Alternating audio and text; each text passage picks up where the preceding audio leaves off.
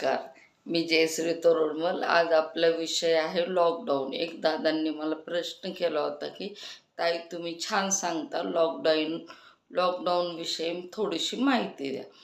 तर सर्वात मेन महत्त्वाची गोष्ट म्हणजे ही समजून घ्या तुम्ही की लॉकडाऊनमध्ये जेवढेही लोक गेलेले आहेत ते सर्व भीतीमुळं गेलेले आहेत. लॉकडाऊनच्या वेळेस आहे ना, तो आजार हा शक्यतो जास्त कुणाला झालाच नाही. काय फक्त भीतीमुळं जास्त लोक गेलेले आहेत. त्यामुळं तुम्हाला मी आत्ता सांगते की सर्वात मेन गोष्ट लॉकडाऊन असो किंवा काहीही असो, अन्यथा पहिल्यांदा मनातली भीती काढून टाका. काय आणि तुमच्या माहितीसाठी सांगते की जरी लॉकडाऊन पडलं तर तुम्ही नीट व्यवस्थित बातम्या वगैरे बघा, पेपर वगैरे नीट व्यवस्थित वाचा. तो लॉकडाऊन होता तो वेगळा होता. आणि हा लॉकडाऊन आहे तो वेगळा आहे. तो वेगळा कसा होता ते म्हणजे आरोग्यासंबंधित होता लॉकडाऊन. आणि हा जो आहे तो आपला गॅस एजन्सी, पेट्रोल वगैरे याच्याबद्दल आहे. अन्नधान्य हे याच्याबद्दल हा पूर्णपणे हा लॉकडाऊन वेगळा आहे आणि तो वेगळा आहे. त्यामुळं भीती पहिल्यांदा मनातली काढून टाका तुम्ही. जरी लॉकडाऊन पडला तर तुम्हाला लॉकडाऊन पडला तर कशासाठी पडणार आहे की पेट्रोल इंधन वाचवणं. आता गॅस जरी आपल्याला मिळाला नाही तरी आपण लाईटीच्या शिगडीवर करू शकतो. ती जरी नाही मिळाला तरी आपण चुलीवर करू शकतो. म्हणजे जेणेकरून पर्याय नाही असं काही नाही आहे, पर्याय भरपूर आहेत. हे बघा, तुमच्या माहितीसाठी मी एक सांगते. आपण आवडीने आत्ता मागं कितीतरी तुम्ही असे व्हिडिओ पाहिले असतील की आवडीने आपण चुलीवरचं जेवण जेवण्यासाठी मोठमोठ्या हॉटेलमध्ये जातो. चुलीवरचं जेवण करण्यासाठी, हुरडा खाण्यासाठी आपण रानात जातो. मग असंच समजायचं हे लॉकडाऊन जे आहे ते त्या स्टाईलचं आहे. चुलीवर जरी स्वयंपाक केला तरी काय हरकत नाही. आपण फ्लॅटमध्ये जरी राहत असलं तरी आपण लाईटीवरची शिगडी वापरू शकतो.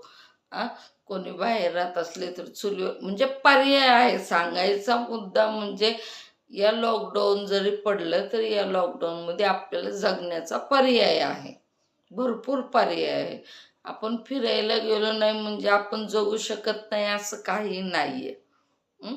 4 दिवस आपण घरामध्ये बसलो तरी काही फरक पडत नाही. 4 दिवस ऑफिसला सुट्टी झाली तरी काही फरक पडत नाही. कारण लॉकडाऊन पडला म्हणजे पगारी सुट्टी ही नक्की असताना नसली तर तुम्ही घरनं काहीतरी पर्याय त्याच्याबद्दल निघू शकतो. तो लॉकडाऊन होता ना, तो पूर्ण वेगळा होता.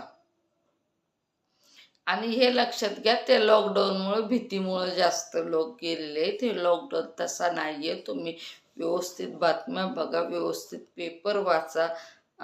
काही मनामध्ये भीती धरायची नाही, काही मनामध्ये आणायचं नाही, अफवांवर जास्त विश्वास ठेवायचा नाही. तुम्ही लिहिणारे वाचणारे लोक आहात, तुम्हाला सगळं काही समजतं. असं अफवांवर जास्त लक्ष द्यायचं नाही आणि आपल्या शरीराला त्रास करून घ्यायचा नाही. याने होतं काय माहिती आहे का, निगेटिव्ह ऊर्जा आपल्या शरीरात जास्त तयार होते आणि ती भीती निर्माण होते. आणि जरी तुमच्या मनामध्ये भीती निर्माण झाली तरी त्या भीतीलाही बाहेर काढण्याचा मार्ग भरपूर आहे. भीतीला मार्ग बाहेर काढण्याचा म्हणजे कोणता आहे, तुम्ही देवाचं नामस्मरण करायचं. देवाचं नामस्मरण करायचं. देवापुढं शांत अर्धा तास 15 मिनटं जे काय आहे ते तुम्ही डोळे मिटून बसायचे. तुमच्या मनातली भीती आपोआप निघून जाईल. त्यामुळं लॉकडाऊन जरी असलं तरी काही घाबरू नका, भिवू नका, काहीही नाही आहे. सध्या तर माझ्या ऐकण्यामध्ये असं आहे की सिलेंडरचा तुटवडा पण आता पडू शकणार नाही. सर्व व्यवस्थित होणार आहे. नाही लॉकडाऊन पडलं देवाच्या इच्छेने तर खूपच चांगलं आहे. जरी पडलं तरी घाबरायचं नाही. त्याला घरामध्ये आपण बसले तरी पर्याय भरपूर आहेत. कारण हा हा लॉकडाऊन जो आहे ना, तो जीवनाशी खेळणारा नाही आहे. एवढंच आहे की आपण बिनधास्त बाहेर फिरत हिंडत होतो गाड्यांनी वगैरे, ते आता गाडी वगैरे मध्येही आपल्याला जाता येणार नाही. सिलेंडरचा वापर जरी नाही झाला तरी चुलीवर करायचा, चुलीवर नाही झालं तरी लाईटीवरची शेगडी बाजारात अवेलेबल आहे, ती आणायची करायची, म्हणजे बंद कोणतीच गोष्टी राहणार नाही.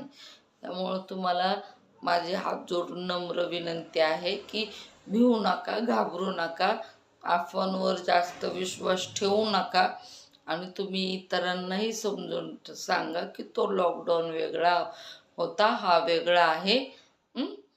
घाबरू नका. नमस्कार. माझे व्हिडिओ आवडत असले तर नक्की लाईक करत जा, सबस्क्राईब करत जा आणि तुम्हाला जे काय वाटतंय ते कमेंट बॉक्समध्ये नक्की लिहित जा. नमस्कार.